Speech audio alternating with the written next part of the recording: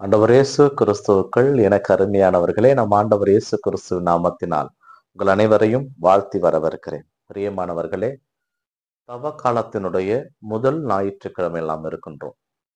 தவக்காலத்தில் அடியெடுத்து வைத்திருக்கிறோம். மனிதனே, நீ மண்ணாக இருக்கிறாய், மண்ணுக்கே திரும்புவாய் என்று சாம்பலை பூசி, ஆண்டவரே நான் உம்மோடு இருக்க விரும்புகிறேன் என்று சாம்பல் புதனையும் கடந்து முதல் தவக்கால ஞாயிற்றுக்கிழமையில் நாம் இருக்கின்றோம்.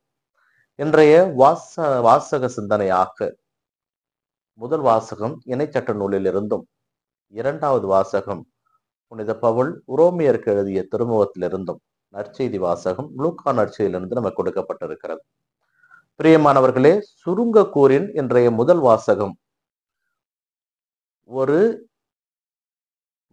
ஒரு சாரார் மக்களுடைய ஜெபங்கள் எப்படி இருக்க வேண்டும் என்பதை இன்றைய முதல் வாசகத்தில் நாம் அழகாக பார்க்கலாம். ஏனென்றால் இந்த இணை சட்ட நூலிலே அந்த யூதர்கள் அனைவரும் ஆண்டவர் தங்களுக்கு செய்த எல்லா நன்மைகளுக்கும் நன்றியாக, அதாவது ஆபிரகாம் வழியாக வந்த அந்த குலங்கள் அனைத்தும் ஒன்று சேர்ந்து ஆண்டவருக்கு நன்றி பலி செலுத்துகிறது. எங்களை எகிப்திலிருந்து மீட்டு கொண்டு வந்தீர், நாங்கள் நாடு இல்லாமல் இருந்தோம், எங்களுக்கு நீ நாடு கொடுத்தீர், எகிப்தியர் எங்களை அடித்து விரட்டும் பொழுதெல்லாம் நீர் எங்களது கைவன்மையால் எங்களை பாதுகாத்தீர், எங்களுக்கு பாலும் தேனும் வழிகின்ற நாட்டை கொடுத்தீர், அதற்காக நீர் எங்களுக்கு கொடுத்த நிலத்திலிருந்து முதற்கனியை உமக்கு காணிக்கையாக கொடுக்கிறோம் என்று கூடைகள் நிறையாக அவர்களுடைய விளைச்சலை கொடுப்பதாக இந்த முதல் வாசகம் அமைந்திருக்கிறது. இன்றைய இரண்டாவது வாசகத்திலே புனித பவுல் உரோமியருக்கு எழுதிய அந்த திருமுகத்திலிருந்து ஆண்டவர் இயேசுவை யாரெல்லாம் நம்புகிறவர்கள் என்ன செய்ய வேண்டும்? அவரை வாயார அறிக்கையிட வேண்டும், அவருடைய உயிர்ப்பை நம்ப வேண்டும். இவை இரண்டும் தான் நம் ஆண்டவர் இயேசு கிறிஸ்துவை நம்புகிறவர்கள் செய்ய வேண்டும் என்கின்ற அறைகூலை விடுகிறார். இவை இரண்டையும் இணைத்துதான் இன்றைய நற்செய்தி வாசகத்திலே நாம் சிந்திக்க இருக்கின்றோம். இன்றைய நற்செய்தி வாசகத்தை தான் முழுமையாக நாம் சிந்திக்க இருக்கிறோம். இந்த நற்செய்தி வாசகத்திலே லூக்கா நற்செய்தியாளர் பதிவு செய்தபடி இயேசு கிறிஸ்து திருமுழுக்கு பெறுகிறார். திருமுழுக்கு பெற்றவுடனே தூய ஆவியால் அவர் வனாந்தரத்திற்கு கொண்டு செல்லப்படுகிறார், அதாவது பாலை நிலத்துக்கு கொண்டு செல்லப்படுகிறார். 40 நாட்கள் இயேசு அந்த வனாந்தரத்திலே இருக்கிறார், பசியுற்று இருக்கிறார், 40 நாளும் உண்ணாமல் இருக்கிறார். அப்ப இந்த இறுதி நாளிலே அவர் மிகவும் பசியாக இருக்கின்ற நேரத்திலே சாத்தான் அவருக்கு சோதனைகள் கொடுக்கிறான். இந்த இடத்தில் தான் நாம் சிந்திக்க கடமைப்பட்டிருக்கிறோம். தவக்காலத்தில் தான் இந்த வாசகங்கள் நமக்கு கொடுக்கப்படும். ஏனென்றால் நாம் சாதாரணமாக நமது வாழ்க்கையை நடத்துகின்ற பொழுது நமது வாழ்க்கையை சாதாரணமாக கடத்தி விடுவோம். எதையும் அங்கே ஸ்பெஷலாக நாம் நினைக்க மாட்டோம். நீங்கள் நல்ல மனிதராக வாழுகிறீர்கள், வாழ்க்கையை கடந்து கொண்டிருக்கிறது. ஆனால் நீங்கள் ஜெப வீரராக மாறுகின்ற பொழுது உங்களுக்கு துன்பங்கள் வரும், பிரச்சனைகள் வரும். ஏனென்றால் சாத்தான் எப்பொழுது நம்மை கவனிப்பான் என்றால், நாம் இறைவனோடு இணைந்து இருக்கின்ற பொழுதுதான் சாத்தான் நம்மை கவனிப்பான். மற்ற நேரத்தில் நம்மை கவனிக்க மாட்டான். ஏனென்றால் மற்ற நேரத்தில் நாம் நம்மை பற்றி சிந்தித்துக் கொண்டிருப்போம், கடவுளை பற்றி சிந்திக்க மாட்டோம். அதனால்தான் 40 நாட்கள் இயேசு கிறிஸ்து கடவுளோடு இருக்கிறார். அப்படி இருக்கின்ற பொழுது சாத்தான் இயேசுவை சோதிக்கிறான். இந்த சோதனையை நாம் எதோடு ஒப்பிட்டு பார்க்கலாம் என்றால், நம் ஆதி பெற்றோர்களுடைய சோதனையோடும், எகிப்திலிருந்து கானான் தேசம் வரை நடந்து வந்த நம்முடைய முன்னோர்களுடைய சோதனையோடும், யோபுடைய சோதனையோடும் நம்ம ஒப்பிட்டு பார்க்க போகிறோம். சாத்தான் யோபுவுக்கும் சோதனை கொடுத்தான். 2 சோதனை. முதல் சோதனை என்னவென்றால், யோபுவினுடைய பிள்ளைகள், சொத்து சுகங்கள் அனைத்தையும் சாத்தான் பிடுங்கிக் கொண்டான். யோபு ஆண்டவரை பழித்துரைக்கவே இல்லை. இரண்டாவது சோதனை, அவனுடைய உடல் முழுவதும் நோய், தோல் முழுவதும் சரங்குகளாக மாறியது, காயங்களாக மாறியது. அப்பொழுதும் அவன் ஆண்டவரை பழித்துரைக்கவில்லை. இங்கே இந்த யோபுக்கு கொடுக்கப்பட்ட அதே போல சோதனை இங்கு இயேசுக்கு கொடுக்கப்படுகிறது. இங்கே யோபுக்கு கொடுக்கப்பட்ட சோதனையை நமது முன்னாள் திருத்தந்தை 16ஆம் ஆசீர்வாதப்பர் ஜீசஸ் ஆஃப் நாசரேத் என்ற அவருடைய நூலிலே மிகவும் அழகாக எழுதியிருப்பார். அதிலே அவர் மிகவும் தெளிவர கூறும்போது, இந்த யோபுனுடைய வலிகளும் வேதனைகளும் அவன் கடவுள் மீது கொண்டிருந்த அந்த பாசத்தை காட்டுகிறது. ஏனென்றால் கடவுளுக்குரியவனாகவே அவன் இருந்தான். கடவுளுக்குரியவராக இருக்கின்ற பொழுது துன்பமும் துயரமும் நம்மை நோக்கி வரும். அதை நாம் பொறுத்து கொண்டு இறைவனுக்காக ஏற்றுக்கொள்கின்ற பொழுது அந்த இறுதியிலே அந்த யோபு பெற்ற அந்த ஆசீர்வாதத்தை நாமும் நிரம்ப பெற்றுக்கொள்ள முடியும் என்பதை அங்கே அடிக்கோடிட்டு காட்டியிருப்பார். பிரியமானவர்களே, இங்கே இயேசு கிறிஸ்துவுக்கும் அதே போல்தான் சோதனை வருகிறது. புனித தாமஸ் அக்யூனாஸ் தன்னுடைய சும்மா தியாலஜிகா என்கின்ற தன்னுடைய அந்த புத்தகத்திலே அழகாக சொல்லியிருப்பார். என்ன சொல்லியிருப்பார் என்றால், யோபு தன்னுடைய வெல்த், அதாவது ஓன் வெல்த், அவருடைய சொத்துக்கள், அவருடைய சுகங்கள் அதிகம் அவரிடம் இருந்ததால் தான் சாத்தானால் அவன் தண்டிக்கப்படுகிறான். ஏனென்றால் சாத்தான் கடவுளிடம் கேட்டது, நீ அவனுக்கு நிறைய சொத்துக்களை கொடுத்திருக்கிறீர், அவன் தேவைக்கு மிகுந்த சொத்துக்களை நீ கொடுத்திருக்கிறீர், அதை அவரிடம் எடுத்து விட்டால் அவனுடைய அன்பு செய்கிறான் என்று பார்ப்போம் என்ற பொழுது அது ஒரு தனி மனிதனுடையது. ஆனால் மாறாக இங்கு இயேசு கொடுக்கப்படுகின்ற சோதனை ஒட்டுமொத்த மனித குலத்தினுடையது. ஏனென்றால் இயேசு கிறிஸ்து என்ன செய்கிறார் என்றால், ஒட்டுமொத்த மனித குலத்தை மீட்பதற்கான தன்னுடைய பயணத்திலே அந்த 40 நாள் வனாந்தர விருது முடிந்த பிறகு தன்னுடைய இறைப்பணியை ஆரம்பிப்பார். அதை ஆரம்பிக்க விடக்கூடாது என்பதற்காகத்தான் சாத்தான் அவரை போய் தடுக்கிறார். ஆக தாமஸ் அக்யூனாஸ் சொல்லுவார், யோபுனுடைய அந்த சோதனை அவன் தனிப்பட்ட வாழ்க்கை, அவன் கடவுள் மீது கொண்டிருக்கிற நம்பிக்கை, அவன் மனிதனுடைய ஒரு சோதனை. ஆனால் இங்கே கடவுளாக இருந்த இயேசுனுடைய சோதனை இது. அதனால் இந்த சோதனையை அவர்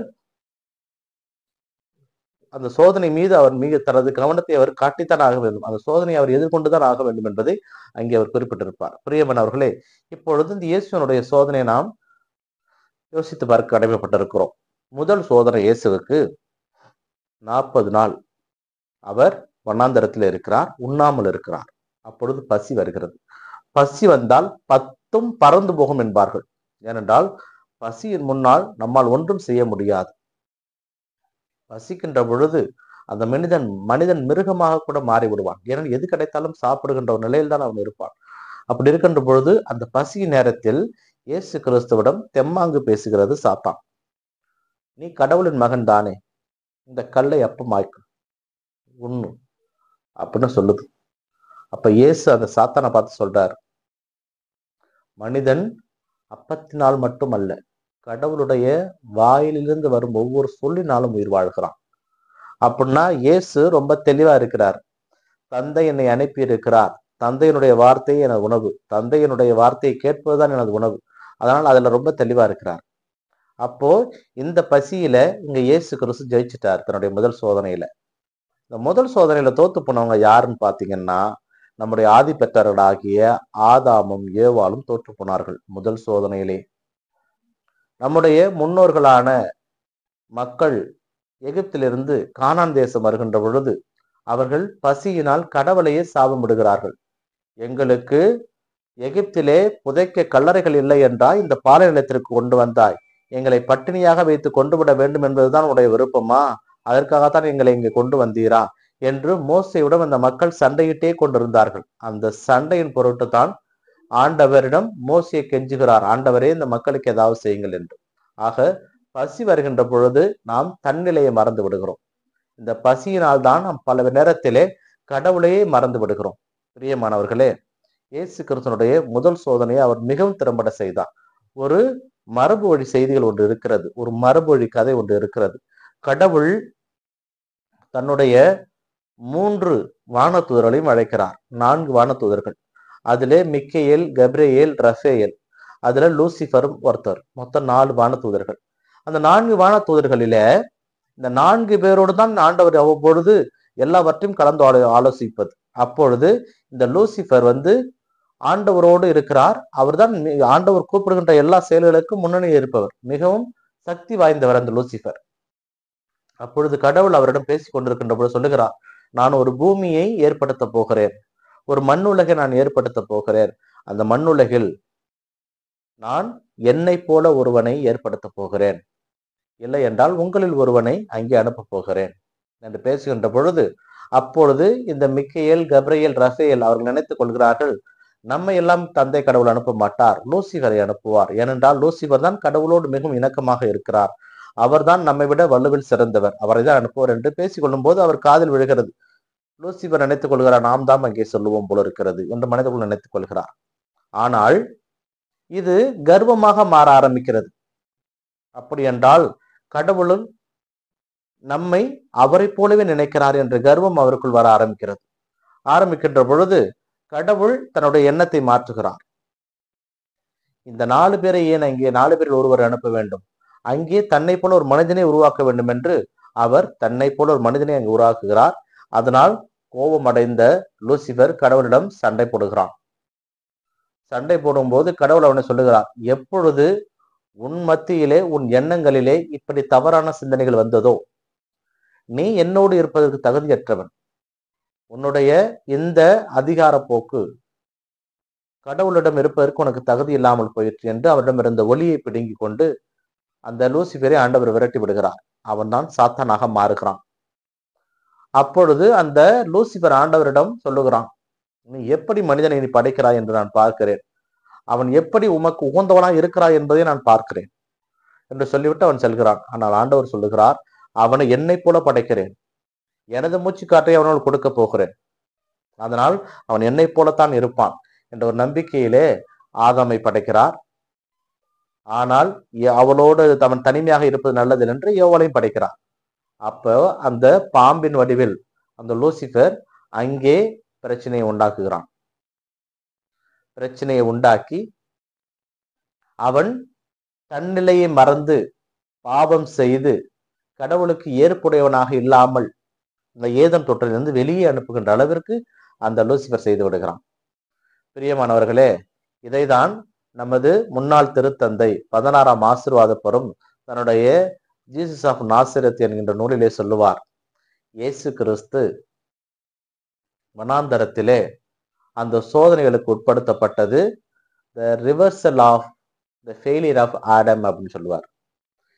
அந்த தந்தை கடவுளுடைய அந்த விருப்பத்தை செயல்படுத்த முடியாமல் தோற்று போன அந்த ஆதாமை இயேசு இங்கே நினைவு கூறுகிறார்.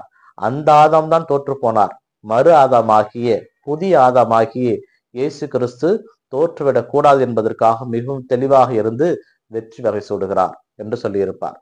பிரியமானவர்களே, நம் ஆண்டவர் இயேசு கிறிஸ்துனுடைய இந்த சோதனைகளிலிருந்து அவர் வெற்றி பெற்றது நமக்கு ஒரு பாடத்தை கற்பிக்கிறது. முதலிலே உணவிற்காக, நம் தேவைக்காக நாம் எப்பொழுதும் சோடை போகக்கூடாது.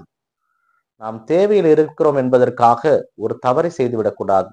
நாம் தேவையில் இருக்கிறோம் என்பதற்காக பாவம் செய்து விடக்கூடாது.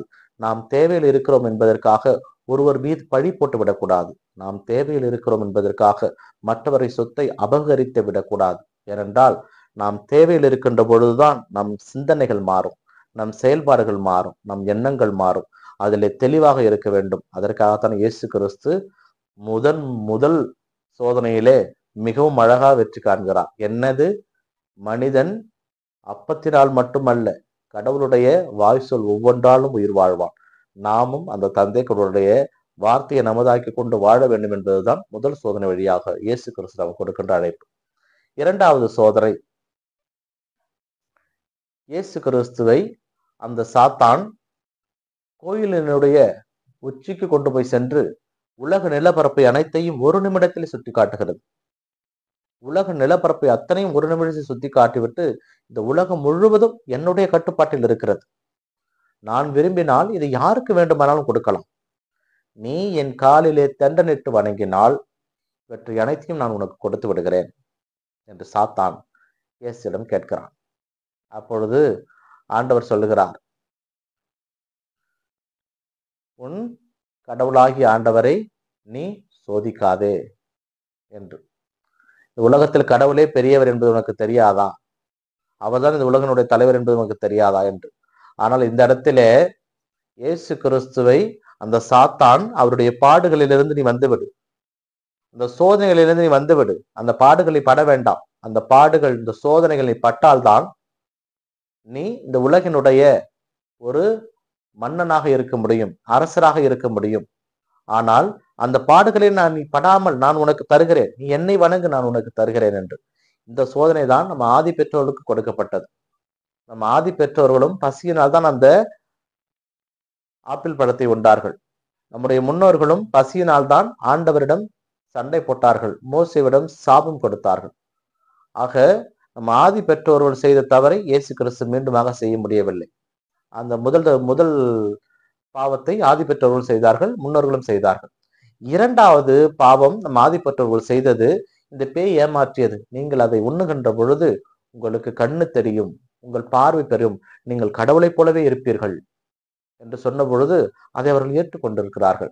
இயேசுவிடமும் அதுதான் இந்த பேய் சொல்லுகிறது, இந்த உலகம் முழுவதையும் உன்னிடத்தை ஆக்கி விடுகிறேன், அப்போது உலகத்திற்கே நீ அதிபதியாகி விடுவாய், அதனால் என் காலில் விழுந்து தண்டனிட்டு என்னை வணங்கு என்கிறது.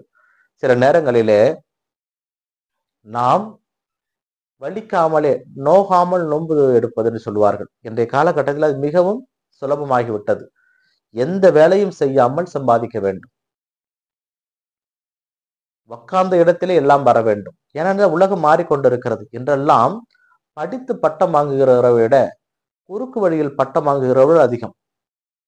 படித்து அரசாங்க உத்தியோகத்திற்கு செல்வதை விட குறுக்கு வழியில் அரசாங்க உத்தியோகத்தை பெறுவர்களே அதிகம். ஏனென்றால் இன்றைய காலகட்டத்திலே அதெல்லாம் காசுக்காக வேலை நடந்து கொண்டிருக்கிறது.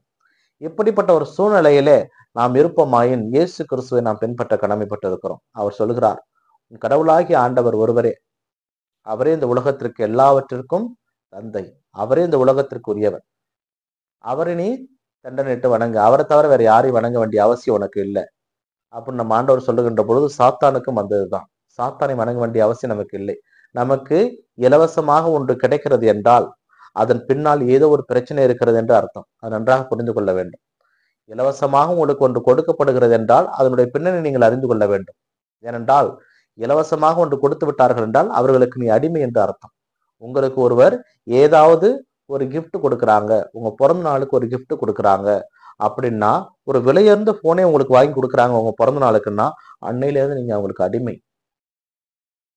அதனால்தான் இயேசு சொல்லுகிறார், உன் கடவுளாகிய ஆண்டவர் ஒருவரே, அவரிடம் நீ அச்சம் கொள்ள வேண்டும், அவரே இந்த உலகிற்கு அதிபதி. அதனால் முடிந்தவரை இலவசமாக எதையும் பெற வேண்டாம், அது நம்மை இன்னலுக்கு கொண்டு போய் விட்டுவிடும். நம் ஆண்டவர் இயேசு கிறிஸ்து இரண்டாவது சோதனையிலும் மிகவும் அழகாக வெற்றி கொள்கிறார், தந்தையினுடைய ஆசிரோடு. மூன்றாவது சோதனை, எருசலேம் ஆலயத்தின் உச்சியிலே கொண்டு போய் இயேசுவை நிப்பாட்டி இங்கிருந்து நீ கீழே குவிடு. ஏன்னா இவ்வளவு நேரம் இயேசு கிறிஸ்து தான் இறைவார்த்தையை பத்தி பேசிட்டு இருக்கிறார், இறைவார்த்தையை பத்தியே சொல்றார். அப்போ இப்ப சாத்தான் பேச ஆரம்பிக்குது இறைவார்த்தை. என்ன பேசுது? கோயில் உச்சியில கொண்டு போய் நிப்பாட்டி சாத்தான் இயேசு கிட்ட சொல்லுது, இங்க இருந்து கீழே குதி, ஏன்னா உன் தந்தை உன் வானத்தூரலுக்கு கட்டளையிட்டு உன் கால் கல்லின் மீது மோதாதபடிக்கு தாங்கிக் கொள்வாருன்னு இறைவார்த்தையில எழுதியிருக்குல்ல, நீங்க குதிங்க அப்படின்னு சொல்லுது. அப்பதான் ஆண்டவர் சொல்றாரு இயேசு கிறிஸ்து, உன் கடவுளாக்கி ஆண்டவரை சொதியாதே என்று கூட எழுதியிருக்கிறது அவனுக்கு தெரியாதா அப்படின்னு சொல்றாரு. பிரியமானவர்களே, கடவுளை நம் விருப்பத்திற்கு ஏற்றார் போல நாம் வளைப்பது, நம் விருப்பத்திற்கு ஏற்றார் போல அவரை பயன்படுத்துவது முற்றிலும் தவறு. ஏனென்றால் இன்றைய காலகட்டத்திலே நம்முடைய வேண்டுதல்கள் அப்படித்தானே இருக்கு. ஆண்டவரே எனக்கு இது வேணும், இதை நீங்க செஞ்சுட்டீங்கன்னா உங்களுக்கு நான் மொட்டை அடிக்கிறேன். ஆண்டவரே இது எனக்கு வேணும், இதை நீங்க செஞ்சு கொடுத்தீங்கன்னா கோயிலுக்கு நடந்தே வரேன். ஆண்டவரே எனக்கு இது வேணும், இதை நீங்க செஞ்சிட்டீங்கன்னா நான் உங்களுக்கு வேளாங்கண்ணி கோயில்ல இருந்து அந்த பழைய கோயில இருந்து புது கோயில் வரைக்கும் முட்டி போட்டுக்கிட்டே நடந்து வரேன். இது எல்லாம் எனக்கு நீங்க இதை கொடுத்தீங்கன்னா உங்களுக்கு நான் தருவேன். இது என்னவோ ஒரு கொடுத்தல் வாங்கல் மாதிரி, இது ஒரு லஞ்சம் கொடுக்கறது மாதிரி. நீ எனக்கு இதை கொடுத்தீங்கன்னா உனக்கு திரும்ப பதிலுக்கு இதை கொடுப்பேன், எதிர்பார்த்து செய்வது. ஆனால் நம் ஆண்டவர் இயேசு கிறிஸ்து சொல்லுகிறார், எதிர்பார்த்து செய்வது எதுவும் தேவையில்லாத ஒன்று. எதிர்நோக்கி செய்கிறது என்றால் பாவிகளும் அதை தானே செய்கிறார்கள், அதை நீங்கள் ஏன் செய்கிறீர்கள் என்கிறார். இந்த தவ காலத்திலே நம் ஆண்டவர் இயேசு கிறிஸ்து 3 சோதனையில் வெற்றி பெற்ற நிகழ்வை லூக்கா நற்செய்தியாளர் பதிவு செய்து நமக்கு ஞாபகப்படுத்துகிறார். உலக பாங்கான காரியங்களிலே நாம் மூழ்கிவிடாதபடிக்கு இந்த உணவு, தேவை, பொருட்கள் இவையெல்லாம் நமக்கு தேவை என்று வருகின்ற பொழுது பாவம் செய்திடாமல் இருக்க வேண்டும். இரண்டாவது, இந்த உலகத்தையே நான் உனக்கு கொடுக்கிறேன், நான் சொல்வதை நீ செய்ய வேண்டும் என்று சொல்கின்ற பொழுது அதை செய்துவிடக்கூடாது. கடவுளே நமக்கு எல்லாம், அந்த கடவுளை தாண்டி நாம் ஒன்றும் செய்ய முடியாது. இவரே நமக்கு, கடவுள் ஒருவரே நமக்கு விண்ணகாசரை கொடுக்கும் வல்லவர். அவரிடம் மட்டுமே நாம் தலை வணங்க வேண்டும். அவருடைய வார்த்தைக்கு மட்டுமே நாம் செய்து கொடுக்க வேண்டும். மூன்றாவது, நம்மை குறித்து உனக்கு நான் அதை செய்கிறேன், இதை செய்கிறேன், இதை செய் என்று யாராவது சொல்லிவிட்டார்கள் என்றால் அதை நம்பி நாம் செய்து விடக்கூடாது. ஏனென்றால் நாம் அடியெடுத்து அந்த வேலையை நாம் செய்து முடித்த பிறகு அவர்கள் நம்மை கைவிட்டு போகலாம், நம்மை தவிக்க விட்டு போகலாம். ஆனால் கடவுள் ஒருவரை நீங்கள் நம்பி எதை வேண்டுமானாலும் செய்யுங்கள். அதைதான் தவ காலத்திலே நம் கடவுள் நம்மிடம் எடுத்து கூறுகிறான். நம் ஆண்டவர் இயேசு கிறிஸ்துவினுடைய பிள்ளைகளை நாம் வாழ வேண்டும் என்றால் சோதனைகளை கடந்து வருகின்ற மக்களாக நாம் வாழ வேண்டும். ஏனென்றால் கடவுள் ஒருவரே நமக்காக, நம் பிணிகளுக்காக, நம் பாவங்களுக்காக ரத்தம் சிந்தி கடைசி சொட்டு ரத்தம் வரை விலை கொடுத்து வாங்கி நம்மை பாவத்திடமிருந்து மீட்டிருக்கிறார். அப்படிப்பட்ட அந்த கடவுள் நமக்கு சொல்லுகின்ற வார்த்தையை நமதாக்க வேண்டும். அப்படி நாம் மாற்றுகின்ற பொழுது இந்த சோதனைகளை வெல்லுகின்ற சக்தியை கடவுள் நமக்கு கொடுப்பார். ஏனென்றால் இந்த பசியினால் வருகின்ற சோதனை, அதிகாரத்தினால் வருகின்ற சோதனை, பிறகு உங்களுடைய ஆணவத்திற்காக வருகின்ற சோதனை. ஏனென்றால் உங்களை மைண்ட் ட்ரிகர் பண்ணுவாங்க, இது உன்னாலாம் செய்ய முடியாது அப்படின்னு ட்ரிகர் பண்ணுவாங்க. அப்படி ட்ரிகர் பண்ணும்போது அதிலிருந்தும் அமைதி காத்து நீங்கள் ஆண்டவரை அருளை பெற வேண்டும் என்றால் பொறுமை காக்க வேண்டும். கடவுள் உங்களோடு இருக்கிறார், உங்களை வழிநடத்துகிறார். எதை வேண்டுமானாலும் அவரிடம் கண்ணை மூடி கேளுங்கள். அவர் உங்களுக்கு எதை செய்ய வேண்டும், எதை செய்யக்கூடாது என்று சொல்லுவார். அதை மட்டுமே செய்கின்ற வரத்தை இந்த தவக்காலத்திலே கேட்போம். முடிந்தவரை இறைவனுக்கு உரிய மக்களாக வாழ இந்த 40 நாளை பயன்படுத்துவோம். தவக்காலத்தினுடைய 5வது நாளில் நாம் இருக்கின்றோம். இந்த 5வது நாள் இன்னும் நமக்கு 35 நாட்களுக்கு கடக்க இருக்கிறோம். 35 நாட்களும் கடவுளுடைய ஆசை வேண்டும் என்று தொடர்ந்து சிரிப்போம். இந்த நாள் உங்களுக்கு இனிய நாளாகவே அமையட்டும். இறைவன் இயேசு என்றென்றும் வாழ்த்த பெறுவாராக. ஆமேன்.